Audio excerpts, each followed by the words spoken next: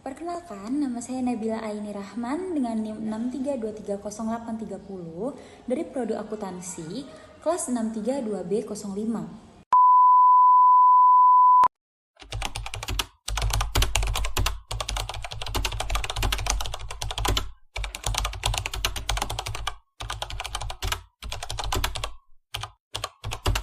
Jadi, hari ini saya akan melakukan sebuah analisis yang mendalam terhadap pidato kenegaraan yang disampaikan oleh Bapak Presiden Joko Widodo pada sidang tahunan MPR RI tanggal 16 Agustus 2023. Pidato ini merupakan salah satu momen penting dalam kalender politik nasional di mana Presiden menyampaikan visi, program, dan refleksi atas pencapaian serta tantangan yang dihadapi oleh bangsa.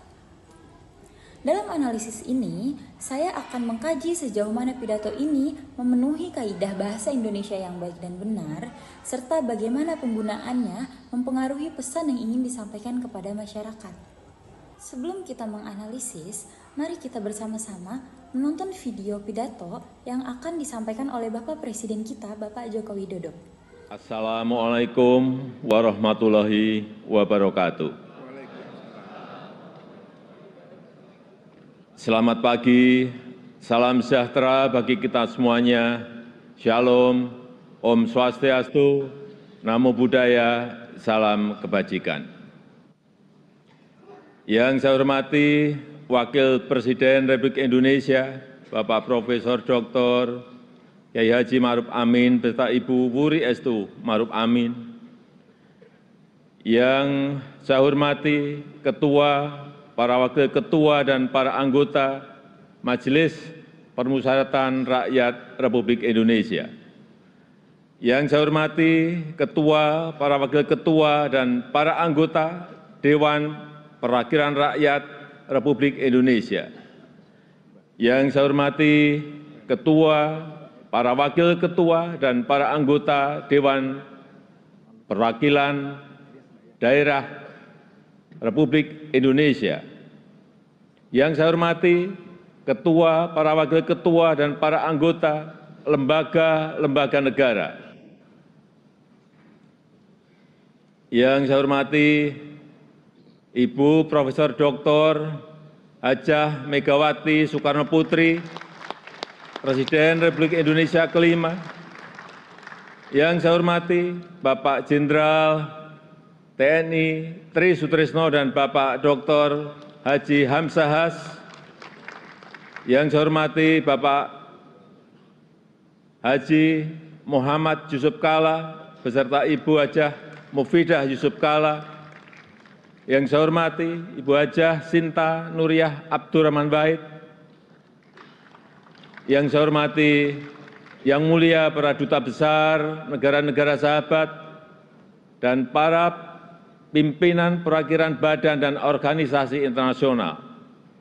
Yang saya hormati para Menteri Kabinet Indonesia Maju, Jaksa Agung, Panglima TNI dan Kapolri, serta Kabin.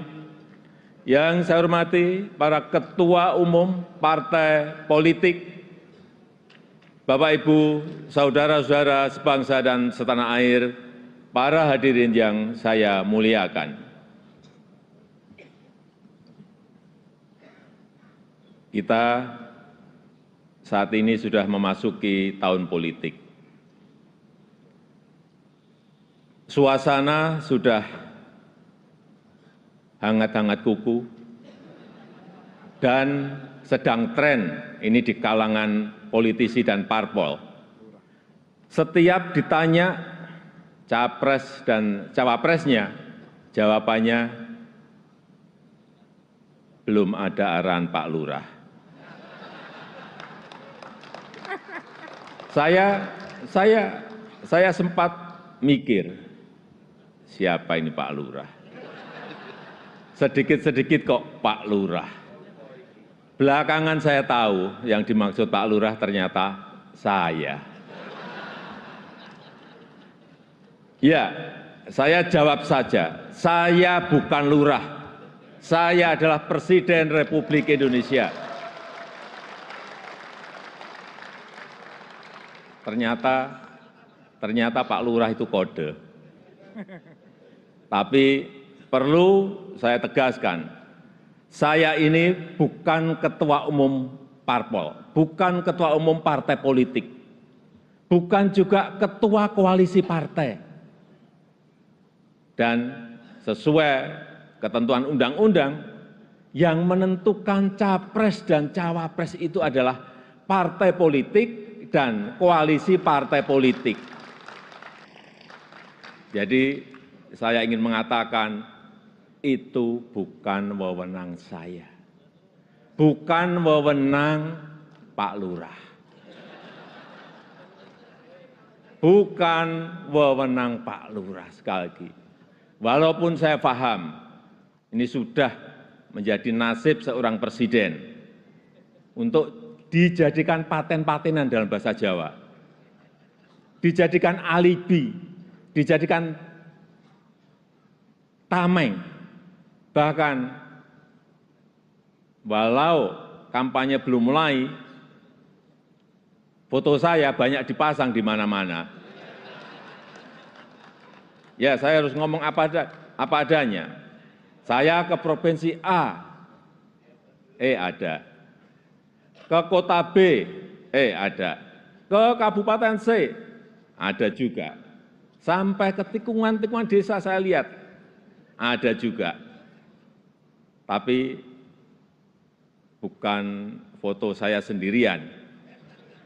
Ada di sebelahnya bareng capres.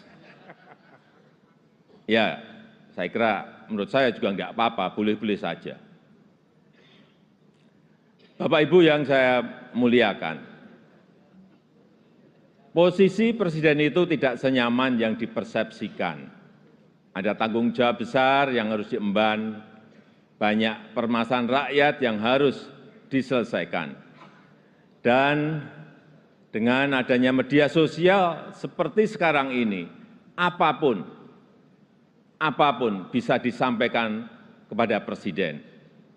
Mulai dari masalah rakyat di pinggiran, sampai kemarahan, sampai ejekan, dan bahkan makian, dan fitnahan, bisa dengan mudah disampaikan dengan media sosial. Saya tahu ada yang mengatakan saya ini bodoh, pelongo-pelongo, tidak tahu apa-apa, Fir'aun, tolol. Ya enggak apa-apa. Sebagai pribadi saya menerima saja. Tapi yang membuat saya sedih, budaya santun dan budaya dan budi pekerti luhur bangsa ini kok kelihatannya mulai hilang. Kebebasan dan demokrasi digunakan untuk melampiaskan kedengkian dan fitnah. Polusi di wilayah budaya ini, sekali lagi polusi di wilayah budaya ini sangat melukai keluhuran budi pekerti bangsa Indonesia yang besar. Memang tidak semua seperti itu. Saya melihat mayoritas masyarakat juga sangat kecewa dengan polusi budaya tersebut. Cacian dan makian yang ada justru membangunkan nurani kita semua, nurani bangsa untuk bersatu menjaga moralitas ruang publik, bersatu menjaga mentalitas masyarakat, sehingga kita bisa tetap melangkah maju, menjalankan transformasi bangsa menuju Indonesia maju, menuju Indonesia emas 2045. Ini yang bolak-balik saya sampaikan di setiap kesempatan, bahwa Indonesia saat ini punya peluang besar untuk meraih Indonesia emas di 2045, meraih posisi jadi 5 besar kekuatan ekonomi dunia. Kita punya kesempatan, dan tidak hanya peluangnya saja, tetapi strategi meraihnya sudah ada, sudah dirumuskan. Tinggal apakah kita mau memfokuskan energi kita untuk bergerak maju, atau justru membuang energi kita untuk hal-hal yang tidak produktif, yang memecah belah, bahkan yang membuat kita melangkah mundur. Bapak, Ibu, saudara-saudara sebangsa dan setanah air, para hadirin yang saya muliakan. Bonus demografi yang akan mencapai puncak di tahun 2030-an adalah peluang besar kita untuk meraih Indonesia Emas 2045. 68% adalah penduduk usia produktif. Disinilah kunci peningkatan produktivitas nasional kita. Selanjutnya, peluang besar yang kedua adalah international trust yang dimiliki Indonesia saat ini, yang dibangun bukan sekedar melalui gimmick dan retorika semata, melainkan melalui sebuah peran dan bukti nyata keberanian Indonesia dalam bersikap.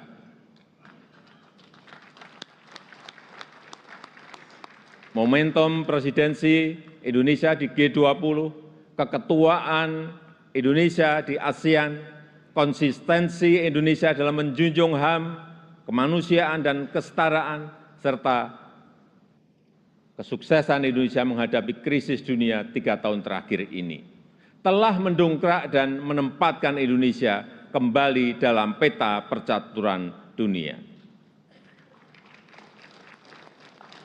Dan di tengah kondisi dunia yang bergolak akibat perbedaan, Indonesia dengan Pancasilanya, dengan harmoni keberagamannya, dengan prinsip demokrasinya, mampu menghadirkan ruang dialog, mampu menjadi titik temu dan menjembatani perbedaan yang ada. Lembaga think tank Australia, Lowy Institute, menyebut Indonesia sebagai middle power in Asia dengan diplomatic influence yang terus meningkat tajam, dan Indonesia termasuk satu dari 6 negara Asia yang mengalami kenaikan comprehensive power. Tapi kemudian ada yang bilang, memang kenapa dengan international trust yang tinggi, rakyat kan makannya nasi. International trust nggak bisa dimakan. Ya, memang nggak bisa. Sama seperti jalan tol nggak bisa dimakan. Ya memang. Nah, ini contoh menghabiskan energi untuk hal-hal yang tidak produktif. Tapi tidak apa-apa. Saya malah senang, memang harus ada yang begini-begini, supaya lebih berwarna, supaya tidak monoton dunia ini. Bapak Ibu yang saya muliakan, dengan international trust yang tinggi, kredibilitas kita akan lebih diakui. Kedaulatan kita akan lebih dihormati.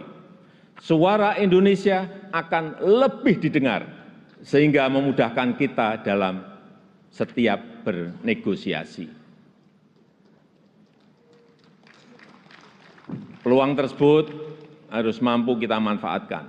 Rugi besar kita jika melewatkan kesempatan ini, karena tidak semua negara memilikinya dan belum tentu akan kembali memilikinya. Sehingga strategi pertama untuk memanfaatkan kesempatan ini adalah mempersiapkan sumber daya manusia Indonesia.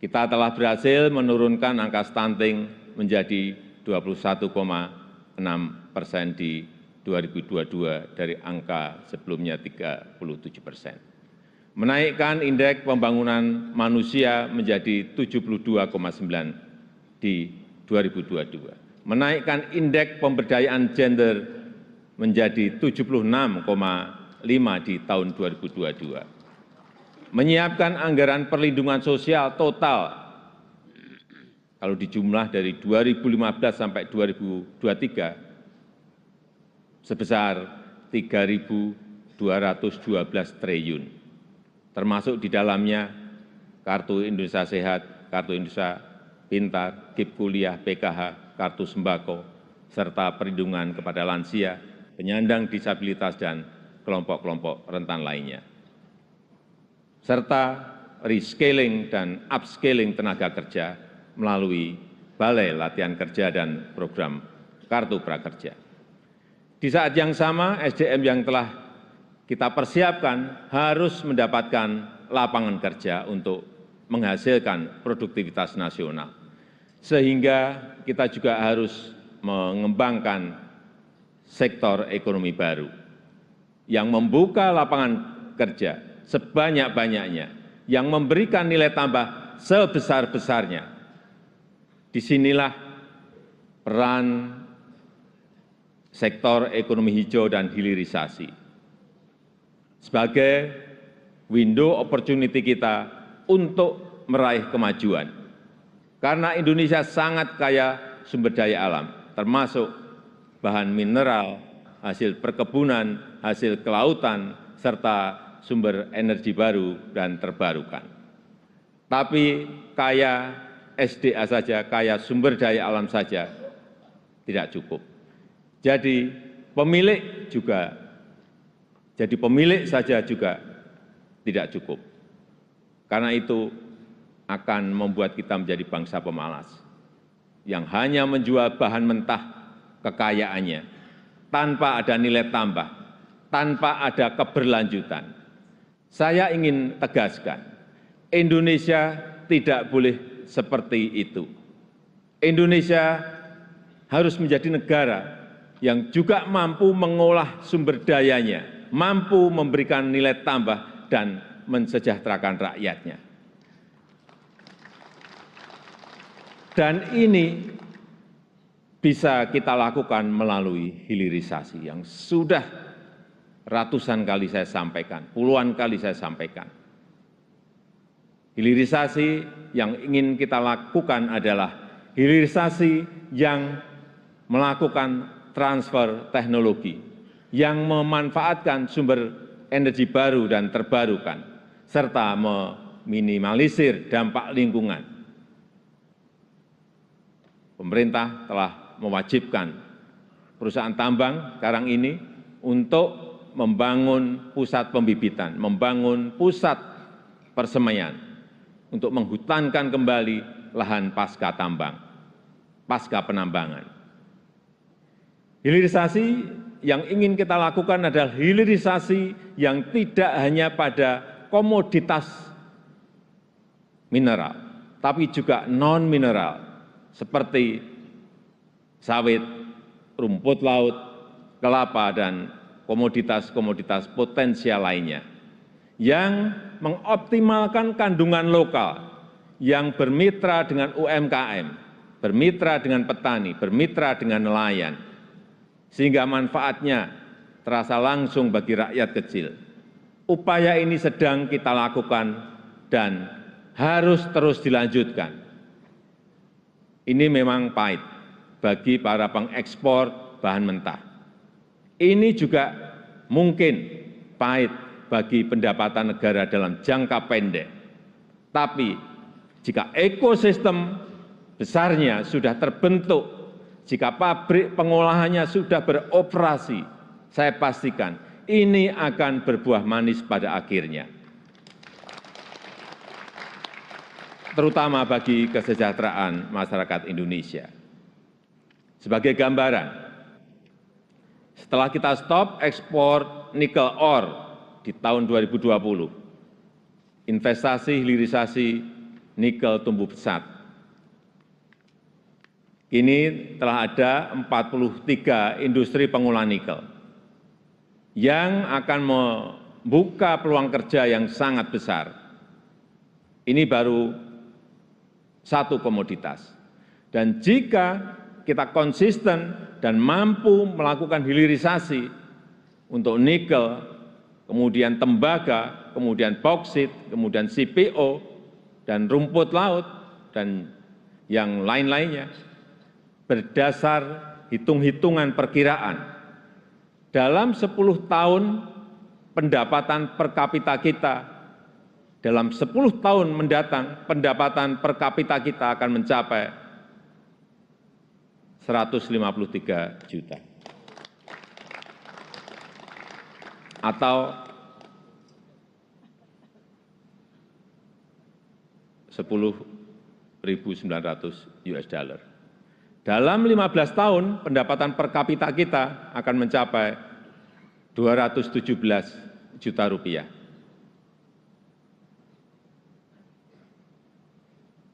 Atau kurang lebih 15.800 US dollar. Dan dalam 22 tahun pendapatan per kapita kita akan mencapai 331 juta rupiah atau 25.000 US dollar.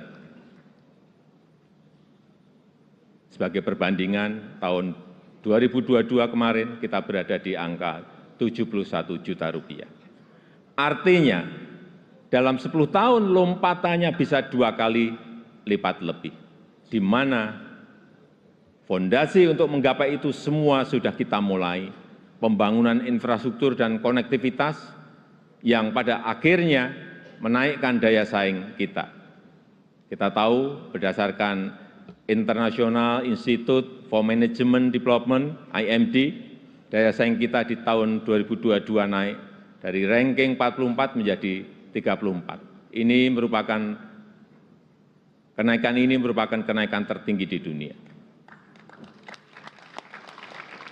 Pembangunan dari desa, pembangunan dari pinggiran dan daerah terluar yang pada akhirnya memeratakan ekonomi kita dengan dana desa yang kita gelontorkan total mencapai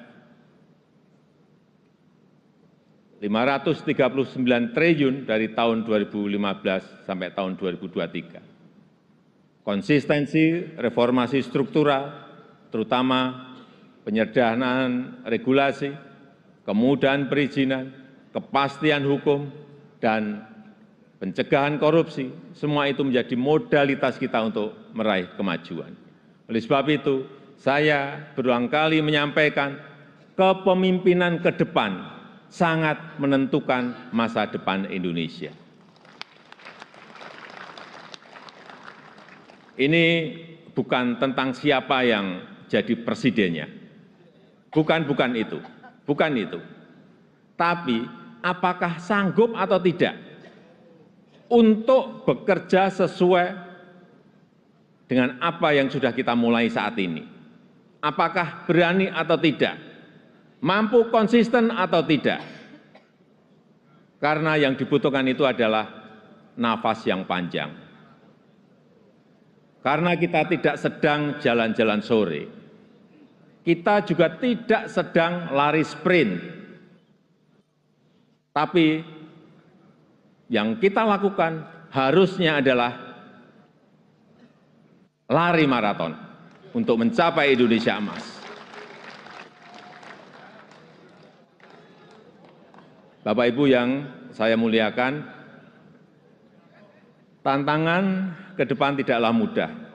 Pilihan kebijakan akan semakin sulit, sehingga dibutuhkan keberanian, dibutuhkan kepercayaan untuk mengambil keputusan yang sulit dan keputusan yang tidak populer. Oleh sebab itu, menurut saya, pemimpin itu harus punya public trust, karena kepercayaan adalah salah satu faktor penentu bisa berjalan atau tidaknya suatu kebijakan, bisa diikuti atau tidaknya sebuah keputusan. Ini adalah modal politik dalam memimpin sebuah bangsa besar seperti Indonesia. Selain itu, seorang pemimpin juga membutuhkan dukungan dan kerjasama dari seluruh komponen bangsa.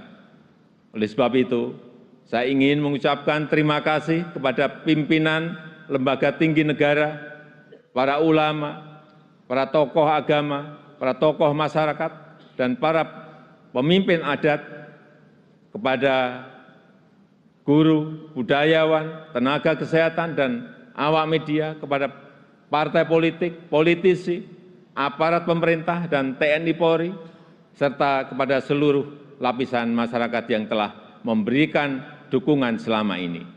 Saya juga menghargai upaya MPR dalam memperkokoh fondasi kebangsaan, meningkatkan pemahaman ideologi bangsa, mengkaji substansi dan bentuk hukum pokok haluan negara, serta menguatkan kerjasama internasional untuk berkontribusi pada pemecahan persoalan global.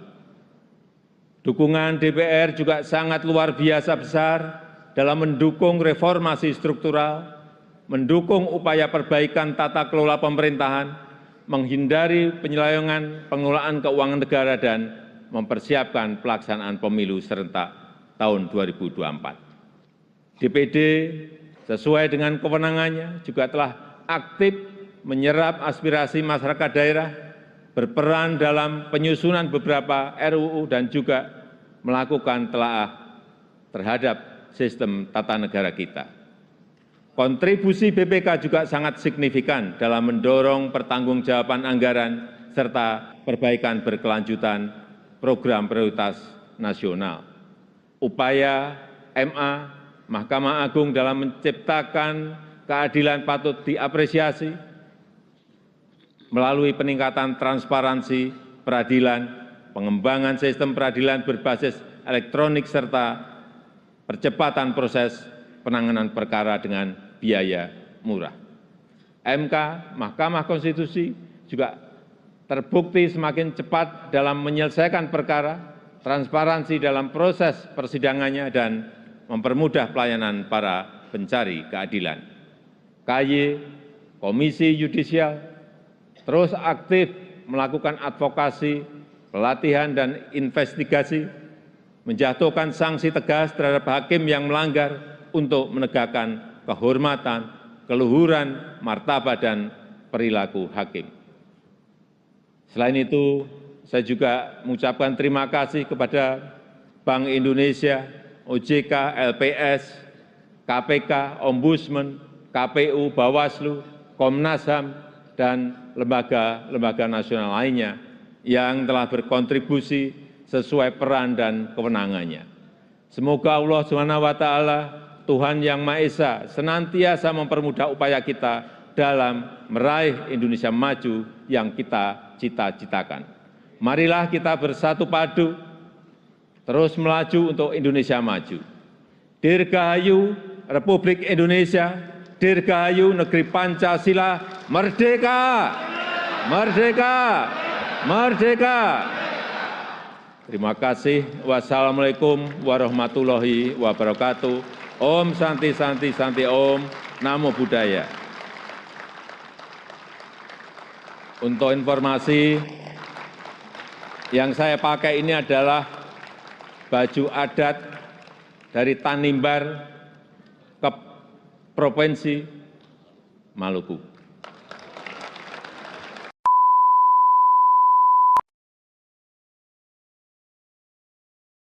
Pertama, struktur kalimat.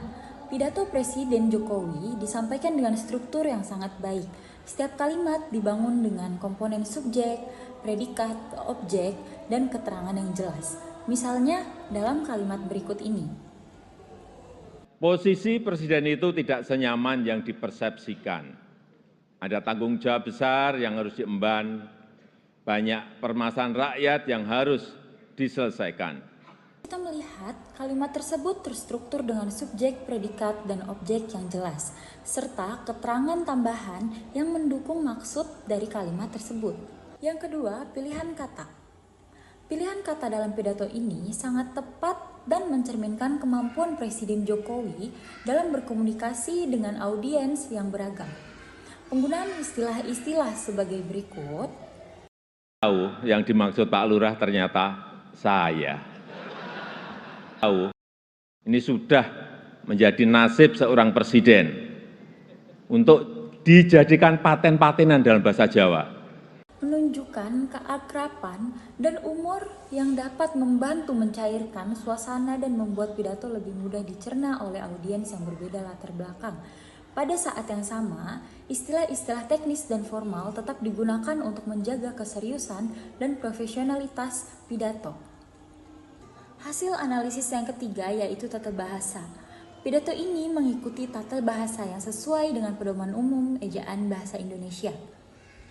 Penggunaan imbuhan, tanda baca, dan struktur kalimat menunjukkan kepatuhan terhadap kaidah bahasa yang benar. Contoh kalimat yang menunjukkan hal ini adalah berikut. Tapi perlu saya tegaskan, saya ini bukan ketua umum parpol, bukan ketua umum partai politik, bukan juga ketua koalisi partai.